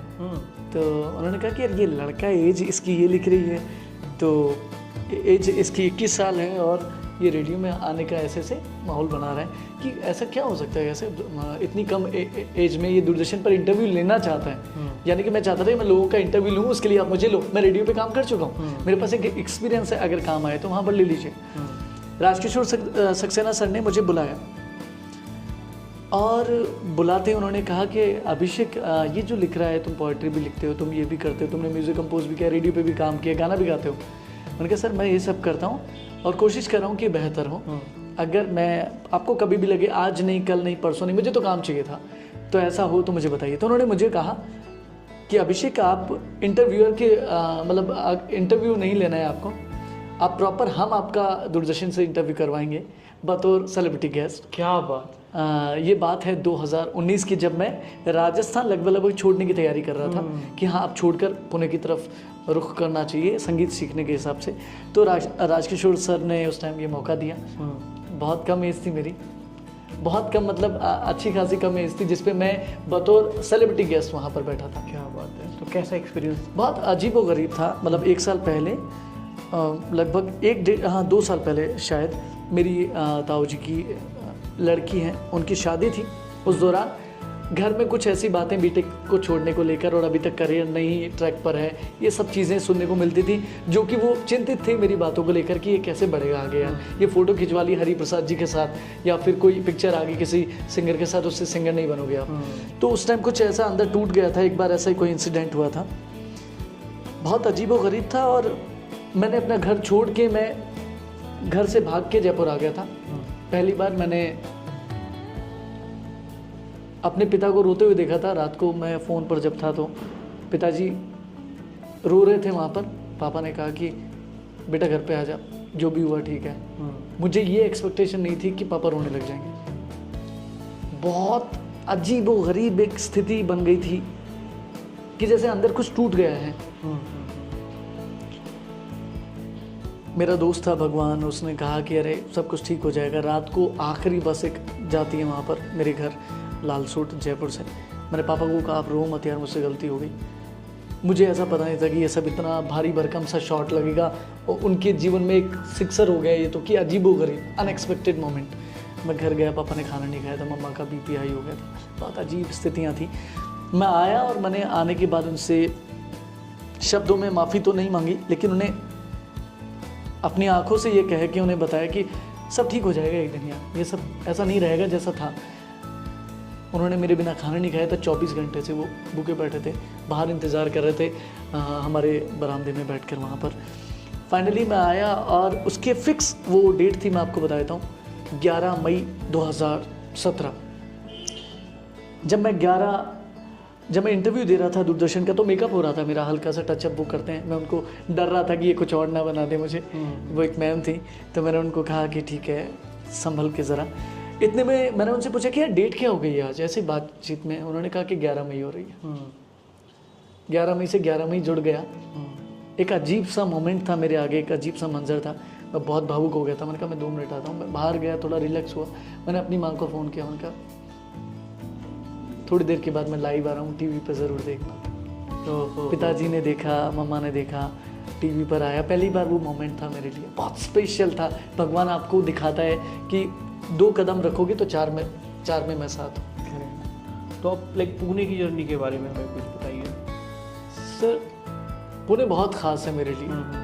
मतलब मैं अगर ऐसा कह सकते हैं कि मैं अपनी ज़िंदगी की जब आखिरी सांस ले रहा हूँ, तो भी जो एक कहते हैं ना ऐसी बातचीत होती है ना जब कि कोई रील घूमती है हमारे ज़िंदगी की हमारे दिमाग में मरने से पहले, क्या पता आई डोंट नो होती है कि नहीं, उसमें से एक पुणे बड़ा हिस्सा होगा जो मुझे नज़र आएगा कि मैं यहाँ से मैंने ये भी देखा और ये भी देखा। पुणे में मैं जवाहर कला केंद्र के एक बहुत अच्छे व्यक्तित्व हैं, उन्होंने मुझे बताया था कि संजीव अभ्यंकर जी से सीखने के हिसाब से मैं यहाँ आया था।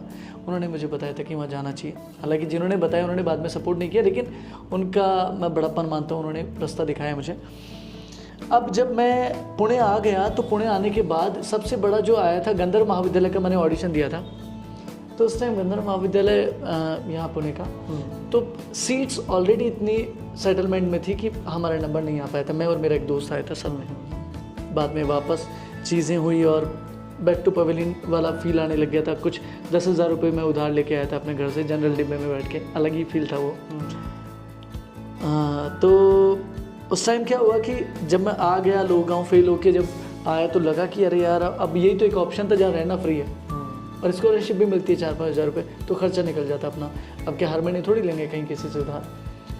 तो यहाँ आने के बाद मेरे जो मित्र हैं साथी जो आए थे, हम लोगों ने एक रात बहुत उदास होकर पंडित विश्वमोहन भट्ट साहब को मैसेज किया। हमारी मुलाकात थी उनसे पहले से, पद्म भूषण पंडित विश्वमोहन भट्ट साहब। उन्होंने कहा कि आफ्टर सम डेज मैं एक प्रोग्राम होता है यहाँ पर, उपाध्याय ब्रदर्स करवाते हैं उसे, स्वर झनकार शास्त्रीय संगीत का बहुत अच्छा प्रोग्राम होता है पुणे में, कि मैं वहाँ पर परफॉर्म करने आ रहा हूँ। बारिश का टाइम था, यही मोमेंट था जब मैं आया था, 7 जून के दिन मैं आया था यहाँ पर। तो उस टाइम उन्होंने बताया कि यार देखो तुम ऐसे भग के आ गए हो जैसे हीरोइन बनने के लिए एक लड़की अपने शहर से आ जाती है। ये उनकी लाइंस थी। और उन्होंने वो जो उपाध्याय भैया हैं उनको उनका नाम बताना चाहूँगा कि तेजस या राजेश उपाध्याय नाम है उनका भैया का। उनको कार में बिठा के हम पीछे बैठे थे, वो दोनों आगे बैठे थे और वो कह रहे थे कि ये दोनों मेरी सिंपैथी है, इनका ख्याल रखना। और बाद में जब हम होटल गए तो उन्होंने पूछा पैसे वैसे हैं कि नहीं है, तो हमने कहा कि पैसे वैसे हैं। अब झूठ तो बोलना ही पड़ेगा ना कुछ, तो ऐसे मना कब तक करेंगे, महीने 1.5 महीने से आप वहाँ पर कुछ व्यवस्था ही नहीं है।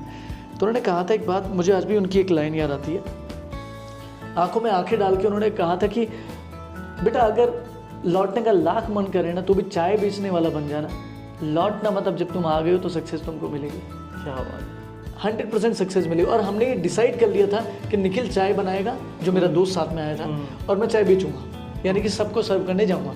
बाकायदा प्लान हो गया था पूरा। उसने कहा कि यहाँ अपन ओपन स्टॉल लगा लेंगे, बस इतने दिन बारिश रहती है, इसके बाद अपन एक छाता वाला पूरा मतलब सोच लिया था हमने कि वस से वस क्या हो सकता है। लेकिन सौभाग्य अच्छा रहा, हम लोग ने गंधर्व में एक बार फिर ट्राई किया और फाइनली मैम ने हमें जगह दी।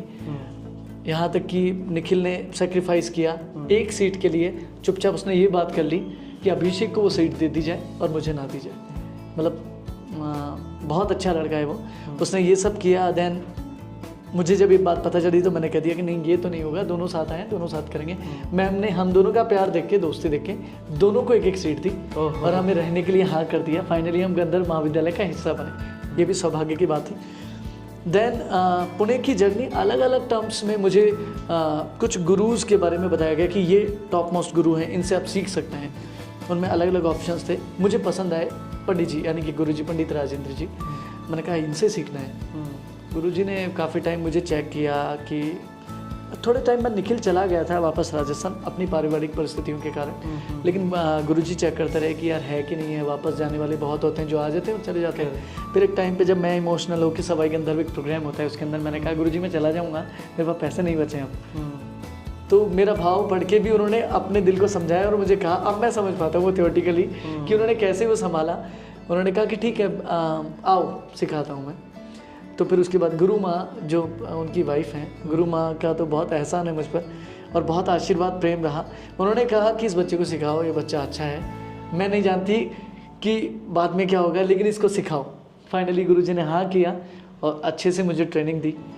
पूरा उनकी तरफ से उन्होंने 100% एफर्ट्स किए। समय बदला, कोविड आया, कोविड के बाद हम रुके।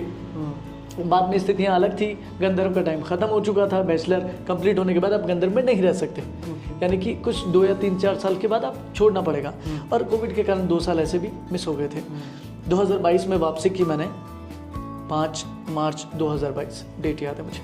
तो वापसी के दौरान कोई ऑप्शन नहीं था, तो मेरा एक दोस्त है मंजीत यहाँ पर पुणे में। ये बात मैं इसलिए कह रहा हूँ, सिंपैथी वाली कोई बात नहीं है, लेकिन मैं शायद ये इंटरव्यू 10 साल बाद कोई देख रहा होगा, शायद जब मैं बहुत फेमस हो जाऊँ।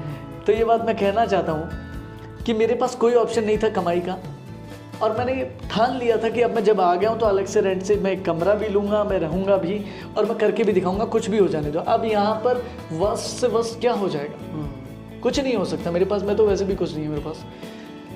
मैं आया उस टाइम, स्थितियाँ ऐसी थी कि मंजीत को मैंने देखा कि यार वो कवर वगैरह लगाता है, मोबाइल के कवर आते हैं ना पीछे के, और ग्लास लगाना, टेम्पर्ड ग्लास जिसे बोलते हैं, गोरिल्ला ग्लास, 50 रुपये 100 रुपये ऐसा चलता है सिस्टम। मैंने कहा मंजीत भाई आप कितना कमा लेते हो, हमें मारवाड़ी हूँ तो ऐसे सवाल हम कर लेते हैं, मैं राजस्थानी हूँ तो मैंने उससे पूछा तो उसने कहा कि हाँ यार मैं अच्छा खासा कर लेता हूँ, अपना गुजारा चल जाता है। मैंने कहा चल जाता है क्या पक्का, कितने घंटे करना पड़ता है कि मैं 4-5 घंटे करता। मैंने कहा मैं 2 घंटे लगा लूँगा। मैंने दिमाग में सोचा होगा सो देखा जाए। मेरे एक गार्डन है तुलजा भवानी या कुछ ऐसे, तुलजाई माता कुछ ऐसा नाम है उस गार्डन का, सिंहगढ़ रोड पर है हिंगने में। वहाँ मैं गया और मैंने सुबह जाके अपनी बाइक खड़ी की, एक बैनर लगाया और मैं कवर लेके खड़ा हो गया। मैंने कुछ ग्लास उस दिन बिके नहीं, 1-2 ग्लास लेने वाले, क्या है बैनर लगा रखा, अच्छा गोरिल्ला मराठी येती का तुला, मराठी येत का तुला। तो मैं उनसे सबसे कहता था कि मराठी बहुत अच्छी लैंग्वेज है, लेकिन मैं भी सीख रहा हूँ, मैं हड़ू सीखता है। ऐसे 1-2 लाइनें मैंने रट रखी थी, क्योंकि मैं चाहता था कि उनका सम्मान कम नहीं होना चाहिए मराठी लोगों का। तो उस कारणवश फिर मैंने लगाई, इत्तेफाकन कई ऐसी चीज़ें वहाँ पर हुई, बहुत सारे ऐसे इंसिडेंट हुए जिन्होंने मुझे झकझोर दिया कि यार जो स्टॉल लगाते होंगे उनका एक्सपीरियंस भी करने का मौका मिला कि उन लोगों पे क्या गुजरती है। कोई आके आपको गाली भी दे जाता है, कोई शराब पी के आपके कवर्स फ्री में भी ले जाता है और आप कुछ नहीं कर सकते, आप सिर्फ देखते हो। किसी ने आपके ग्लास तोड़ दिया आपके सामने, आपको वहाँ पर खड़े रहना है और आप कुछ नहीं कर सकते, यानी कि आप प्रॉपर बंधे हुए हो। एक तो आप दूसरे शहर में हो और आप अपने में भी हो तो भी कुछ नहीं कर सकते, आपको क्लाइंट संभालना है। वहाँ पर एक बेसिक क्लाइंट का नॉलेज मुझे मिला कि मैं लोगों से मिलता और मैं वही हमेशा की तरह बातचीत करना, आप कहाँ से हैं, कैसे, लोग पूछते थे तो चांगला बोलते है ना, ऐसे बोलते थे मुझे। एक काका हैं गायकवाड़ काका, मैं उनका पूरा राजा भाव गायकवाड़ नाम है उनका, बहुत अच्छे इंसान है। उन्होंने पहली बार मुझे कहा कि बेटा तू 6 घंटे खड़ा रहता है, तू बैठ जाइए, स्टूल है तेरे लिए। मैं बहुत इमोशनल हो गया था, वो अपने वहाँ से स्टूल लाए, फिर मैंने स्टॉल बनाया, स्टॉल लगाना शुरू किया और लगभग 9 महीने ये यात्रा जारी रही। एक बार कॉरपोरेशन के लोग आए, उन्होंने बैग छीना मेरा, तो मैं, बारिश बहुत तेज़ थी, उन्होंने बैग छीना तो मेरा बैग फट गया था, सारे कवर्स फैल गए, लोग देख रहे हैं, तमाशा हो गया था, बिल्कुल ऐसे तमाशा हो गया था फिल्मी अंदाज में। और मैं रो रहा हूँ तो मुझे ये पता है कि बारिश और आंसू मिक्स है इस टाइम। मैं कुछ कह नहीं पा रहा हूँ कि अरे यार ऐसे मत करो, ये बहुत पैसे के आते हैं, मैंने उधार से खरीदे हैं, मेरे दोस्तों ने दिए और ये इन्वेस्टमेंट है मेरा। तो उन्होंने पूरा बैग वैग रख लिया, पूरा स्टैंडी लगाई, और उसमें फिर मैंने एक भाई से कहा कि प्लीज़ मैं हाथ जोड़ रहा हूँ, आप 200-300 रुपये जो लेना चाहो ले लो मेरे से, लेकिन ये मत करो, मेरा ये सब कुछ है। वो एक ऐसा टाइम था जब मैं बहुत पहली बार मुझे लगा था कि कहाँ एक रेडियो में मैं था, कहाँ मैं कमा रहा था और कहाँ इतना बड़ा रिस्क ले लिया कि पहली बार मुझे खुद पर गिल्ट हुआ कि नहीं यार ये ज़्यादा बस्ट हो गया। ये वो है कि इसके नीचे कुछ नहीं हो सकता है, कि एक आम आदमी आके तुम्हें गाली भी दे सकता है, कुछ भी हो सकता है ज़िंदगी में। मैं बहुत रोया उस दिन, घर जाके चीख कर रोया था, कमरे में जाके कमरा बंद करके खूब चीख कर रोया। मैंने बंद कर लिया, चारों तरफ से मेरे मकान मालिक कह रहे हैं कि सब ठीक है, मैंने कहा सब ठीक है। म्यूज़िक मैंने लाउड कर लिया और मैं रो रहा हूँ, मुझे रोना था। ना मैं अपनी माँ से कह सकता, ना पिता से, ना अपने दोस्तों से कि अब क्या है, अब कोई ऑप्शन नहीं है। तब मेरे दिमाग में आया कि मैं केंद्रीय विद्यालय की तैयारी करता हूँ, अब यही एक ऑप्शन है कि मैं शायद मेरा ट्रांसफ़र लेकर और मैं पुणे आ जाऊँ और गुरुजी से सीखना कंटिन्यू कर लूँ, ऐसा कुछ एक ऑप्शन आ जाए।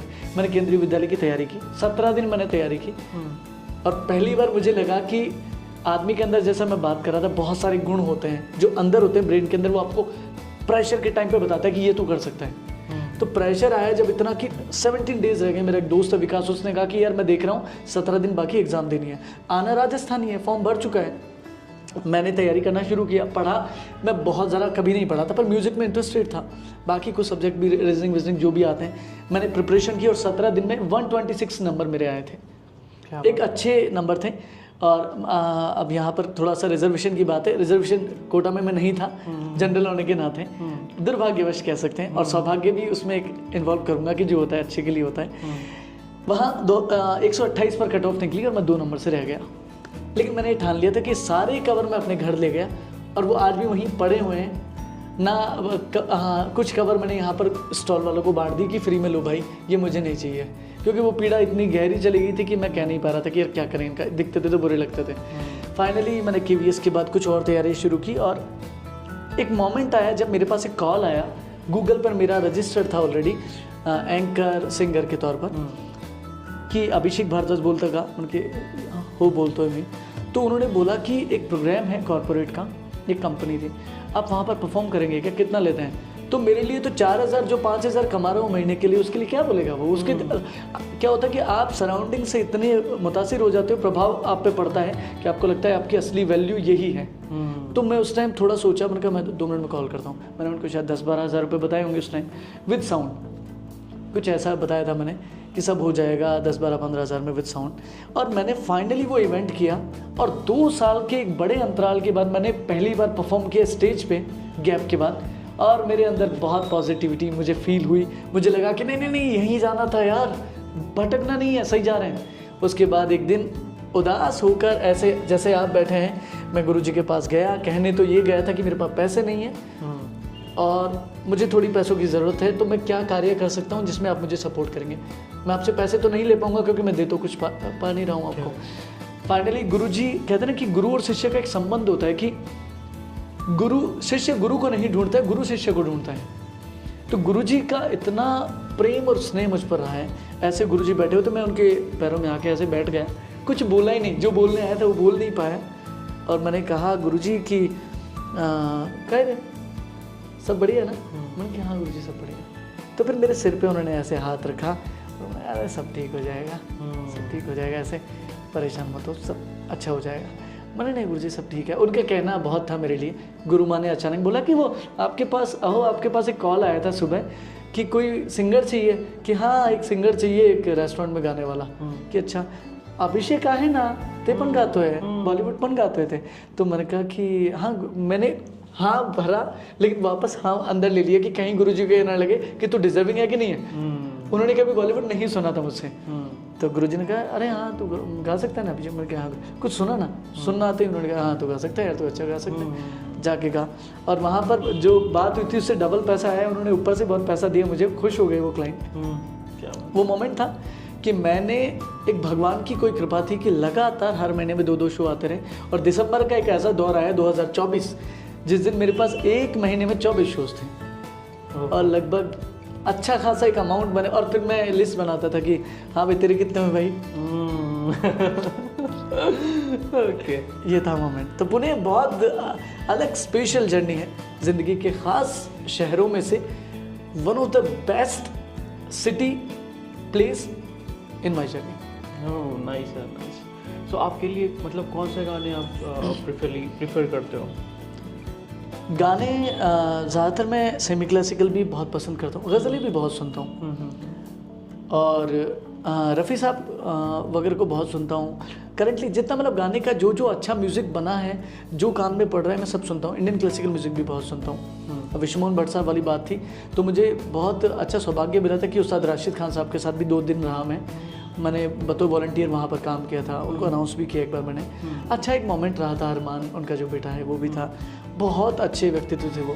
उनको मैं बहुत इंडियन क्लासिकल में सुनता था। और ऑडियंस जो है जो इंडियन क्लासिकल से जुड़ी है, मैं उनको भी रिक्वेस्ट करूँगा, जो मेरे गुरु रहे पंडित राजेंद्र जी कंदलगांवकर, उस्ताद राशिद खान साहब को, इनको ज़रूर सुने आप, ये अद्भुत हैं, बहुत अद्भुत गायन है उनका। तो एंड ऑफ द डे ये कहना चाहूँगा कि सब कुछ हो जाता है। ओके तो लाइक सूफी पसंद है आपको? सूफ़ी पसंद है मुझे। तो सूफी में कोई सॉन्ग आप लाइक गाना चाहोगे? सूफ़ी से पहले मैं आपको एक बॉलीवुड का एक वो सुनाता हूँ जो अभी मेरे दिमाग में आ रहा है। किशोर दा का एक गाना है,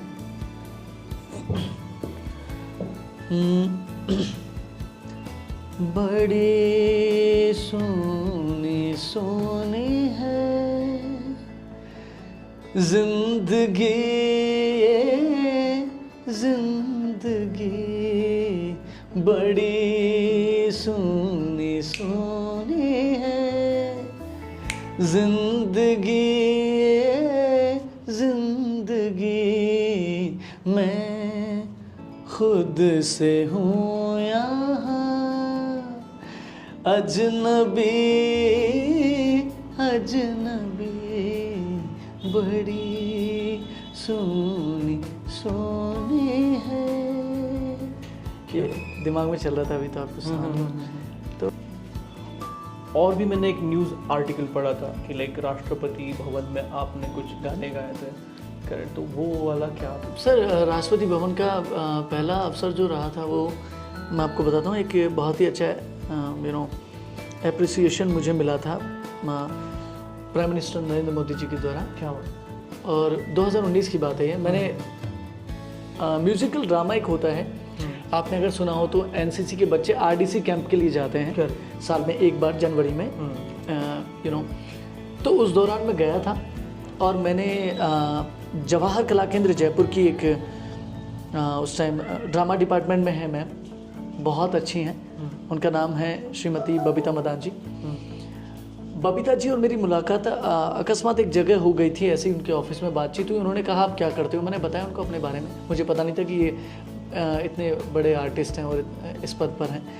उन्होंने मुझे कहा कि एक कार्य है जो एनसीसी में जाकर सिखाना है बच्चों को, तो कर्नल साहब का कॉल आया है, एक कर्नल साहब ने कॉल किया था कि कोई ऐसा टैलेंटेड बंदा हो जो इस पूरी म्यूज़िकल थिएटर, यानी कि थिएटर भी मिक्स है, राजस्थान की कहानी कहनी है और उसे आरडीसी कैंप तक पहुंचाना है, ताकि भारत में हर साल जहां पर राजस्थान पिछड़ रहा है उस स्तर में, उस आरडीसी कैंप में, यानी कि हमारे कल्चर को प्रमोट करना हो गया, इनडायरेक्टली शो करना हो गया कि राजस्थान की संस्कृति क्या है। उस टाइम शायद 19 या 18वीं रैंक पे आता था राजस्थान, तो उस टाइम वो कार्यभार मेरे कंधों पर उन्होंने दिया। मैं भी खुश था कि मुझे काम मिला, कुछ पैसे कमाने को मिलेंगे। रेडियो से जस्ट बाहर मैं उस टाइम बाहर का एक रास्ता चुना था मैंने रेडियो से, तो मैं कोटा गया। मैंने कोटा की टीम को, मैंने और रवि शर्मा जिनके बारे में मैंने जिक्र किया, हम दोनों ने उनको ट्रेन किया बच्चों को, और लगभग 12-13 साल बाद कोटा फर्स्ट आया राजस्थान में। क्या बात है। ये मेरे लिए भी इत्तेफाक रहा, हमने पूरी जान लगा के कार्य किया।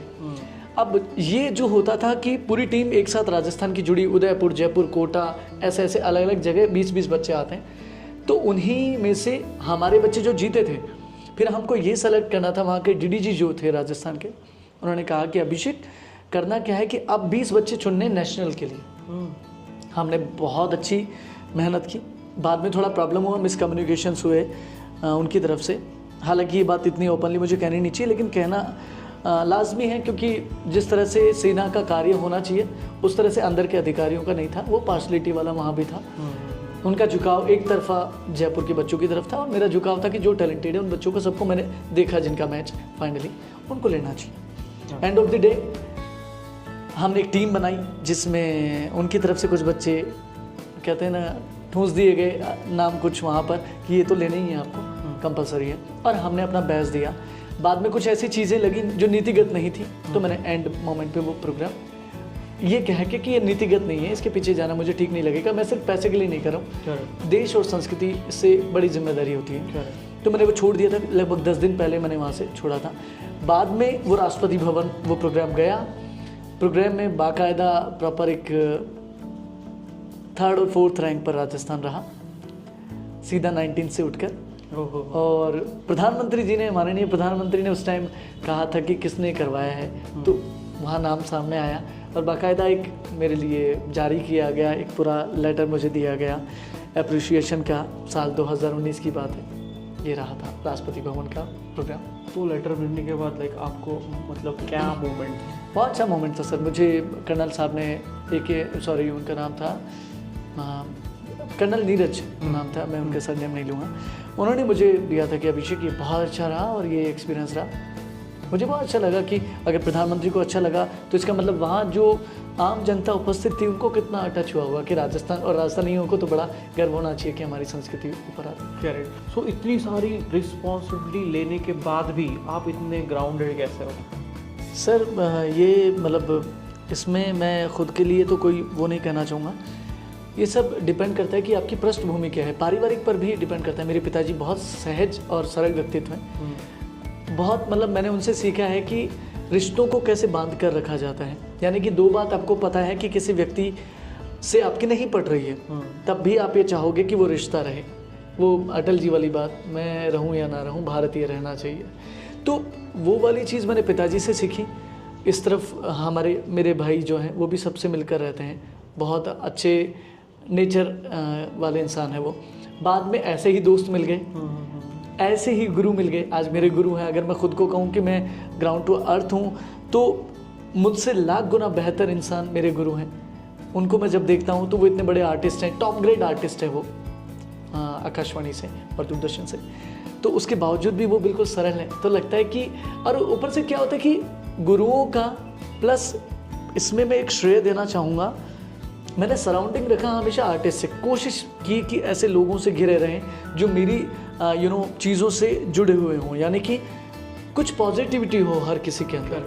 मैंने किताबें पढ़ी, मुझे किताबें पढ़ने का शौक़, मेरे एक मित्र हैं मंजीत, और मेरे जो गुरु SS पांडे हैं, उन दोनों से मुतासिर होकर मैंने आध्यात्मिक और साहित्यिक दोनों किताबें पढ़ना शुरू किया। मुंशी प्रेमचंद से मैं बहुत मुतासिर हुआ। एक बार मैंने उनकी किताब पढ़ी थी, पहली जो किताब थी उनकी वो थी रंगभूमि। उसको पढ़ने के बाद मैं बस में बैठा बैठा रो रहा था, तो मुझे पहली बार फील हुआ कि किताब पढ़कर रोया जा सकता है, अंदर एक इमोशन है। और ऐसा वैसा नहीं, बगल वाला ये देख रहा था कि कुछ तो समस्या है इसके जीवन में। तो वो सब आपके अंदर धीरे धीरे चीज़ें जुड़ती हैं और आपको पता चलता है कि शो ऑफ वाली एक अलग दुनिया है, लेकिन जो आपको ईश्वर से जोड़े रखती है वो आपकी सहजता, सरलता है। क्या बात है यार, क्या बात है। एंड सेकंड क्वेश्चन इज कि लाइक पेरेंट्स को कैसे कन्विंस करें म्यूजिक के करियर के बारे में? पेरेंट्स को कन्विंस करना बहुत मुश्किल है पहली बात तो, लेकिन हाँ, अगर आप अच्छा कार्य कर रहे हैं अपने फील्ड में, तो फिर तो वो डायलॉग था ना शाहरुख खान का कि जब आप किसी चीज़ को बहुत ही शिद्दत से चाहते हो तो पूरी कायनात उसे आपसे मिलवाने में जुट जाती है। तो अगर आप बहुत अच्छा कार्य कर रहे हैं, बहुत अच्छा जिस भी फील्ड में आप कर रहे हैं, म्यूज़िक में कर रहे हैं या कोई और आप गेम्स में जा रहे हैं, तो बहुत अच्छा करते हैं, तो आपके पेरेंट्स खुद चाहेंगे कि आप उसमें आगे बढ़ें बजाय किसी और फील्ड की, क्योंकि वो एंड ऑफ द डे वो चाहते हैं कि आप बेहतर बने, वो आपको आगे बढ़ाना चाहते हैं। Okay, so next is like this is rapid fire. मैं आपको क्वेश्चन पूछूंगा, आपको क्विकली आंसर देना है। So favourite singer? Sonu Nigam. Favourite classical artist? Ustad Rashid Khan sahab, Pandit Rajendra Kandargaonkar. Okay, favourite Bollywood song? Favourite Bollywood song बहुत सारे हो गए, तो ये थोड़ा कठिन सवाल है मेरे लिए। बहुत सारे हैं, जिसमें से बचपन में सुनता था कल हो ना, वो बहुत ज़्यादा सुनता था। अभी बहुत सारे गाने जो अलग अलग टाइम पे अलग अलग अच्छे लगते हैं। Okay, dream collaboration? Imtiaz Ali, AR Rahman और Irshad Kamil. Best city for live shows? Best cities for live shows? Live shows के लिए सर ड्रीम अगर तौर पे देखा जाए तो मुझे लगता है कि पुणे के अंदर मैं बहुत बड़ा लाइव शो करना चाहूँगा। और मोटेरा एक मेरा ड्रीम है कि मोटेरा में जितनी तादाद में क्राउड आ सकता है वहाँ पर शो करना है। क्या बात है। मॉर्निंग रियाज और late night? Morning riyaz. Okay, stage fear का सॉल्यूशन? स्टेज फियर का सॉल्यूशन एक ही है, practice practice practice. One word for music? Life. One for me. One word for Rajasthan? Rajasthan, आत्मा। Okay, one achievement you most proud of? एक ही achievement है कि संगीत का तो नहीं कहूँगा, संगीत में अभी बहुत सारा अचीव करना बाकी है। ये सारा अचीवमेंट ही है कि मुझे इतना अच्छा सराउंडिंग मिला, गुरुजन से लेके, दोस्त से लेके, पापा मम्मी से लेके, ब्रदर से लेके, हर एक अच्छा मिला। ये मेरे लिए एक भगवान का दिया हुआ है और मैं अचीवमेंट मानता हूँ इसे। क्या बात है। One dream still pending? Trip. Dream? Okay, dream playback singer बनना है और दुनिया के टॉप मोस्ट मशहूर सिंगर में शुमार होना है। क्या बात है। One message for young artist? Young artist को बहुत रियाज़ करना चाहिए, समझ के रियाज़ करना चाहिए, टेक्निक्स पर बहुत ध्यान देना चाहिए, अच्छे गुरु का सानिध्य मिलना चाहिए, बस हो जाएगा। क्या बात है। सो ओके, तो ये तो हो गया। नाउ आपकी जो जर्नी है, तो किन किन लोगों को आपको थैंक यू बोलना है? सर मैं वैसे एक जर्नी में बहुत सारे लोग होते हैं। सबसे पहले मैं बीटेक के दिनों से शुरू करूँ तो मेरे ब्रदर अश्विनी भारद्वाज, उन्होंने मेरा बहुत ख्याल रखा, इस जर्नी में बहुत ख्याल रखा, बहुत प्यार दिया। मेरी माँ, मेरे पिताजी, मेरे कुछ दोस्त, राहुल, भगवान सिंह, दिव्यांग, मैं जिनका नाम ले चुका हूँ ऑलरेडी, प्रशांत भैया, छोटू भैया, हम छोटू भैया कहते हैं, शुभम नाम है उनका, सागर भैया, और ऐसे बहुत सारे मील के पत्थर होते हैं जो, या कह सकते हैं आप नींव के पत्थर, जिनकी वजह से मैं दिख रहा हूँ, उनकी पीठ छिल गई है उसको आगे बढ़ाते बढ़ाते। तो ये सब लोग हैं गुरुजन मेरे, पांडे जी गुरुजी, प्रभा माथुर मैम, राजेंद्र जी गुरुजी, विष्णु मोहन भट्ट साहब और सभी गुरुजन। तो ये एक जीवन में बहुत मैं आदर्श के तौर पर देखता हूँ। मेरे मकान मालिक, मैंने इंटरव्यू में उनका नाम नहीं लिया है, उनका नाम भी राजेंद्र जी हैं और मधु जी हैं करवायूं, उनका भी बहुत शुक्रिया। मेरी जर्नी में जितने भी लोग आप मुझे सुन रहे हैं उनका बहुत शुक्रिया, क्योंकि मैं सबका नाम ऑन टाइम क्या होता है ना, हमारा दिमाग अलग चल रहा होता है। तो thank you so much everyone for the love, for the blessings. क्या बात है यार। और आपका भी बहुत शुक्रिया। अरे आपसे मैं यहाँ पर आकर गिटार सीखा करता था, आपने बहुत मुझे मार्गदर्शन दिया। बिल्कुल। सो अपकमिंग जो सिंगर्स आएंगे तो उनके लिए आपकी एडवाइस क्या रहेगी? वैसे तो मैं कोई नहीं होता हूँ एडवाइस देने वाला, लेकिन फिर भी अगर आप एक सपना लेकर चल रहे हैं कि देखिए स्टार बनना और नहीं बनना वो म्यूज़िक का पार्ट नहीं मानता मैं, ये जर्नी है, संगीत एक अपने आप में जर्नी है। तो ऐसा सोच के जाना कि फेमस होने के लिए संगीत सीखना है तो मत सीखिएगा, क्योंकि जो फेमस होने के लिए सीखते हैं वो उतना सीख नहीं पाते हैं। मैं इस बात से वास्ता रखता हूँ। हम जब तक संगीत को अपना नहीं बनाएंगे, संगीत हमें उंगली नहीं पकड़ाएगा।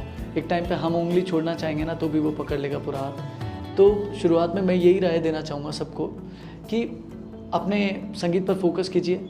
अपने गुरु को जब आप शुरुआत में उनके पास जाएं तो पहले पूरी खुली हुई आंखों से, खुले हुए कानों से उनको जज कीजिए, पूरा देखिए कि आपके गुरु आपके लिए बेस्ट हैं। और जब एक बार वो फाइनल कर लें आपकी यही गुरु हैं तो फिर आंखें बंद करके आगे बढ़िए ज़िंदगी में, क्योंकि विश्वास हमेशा अंधा होना चाहिए, विश्वास अंधा ही होता है। तो पूरी तरह से आंख बंद करके गुरु को फॉलो कीजिए जैसा वो बता रहे हैं, और अपना रास्ता खुद घर पे आके खुद के खुद गुरु बनिए कि क्या बेहतर मैं कर सकता हूँ।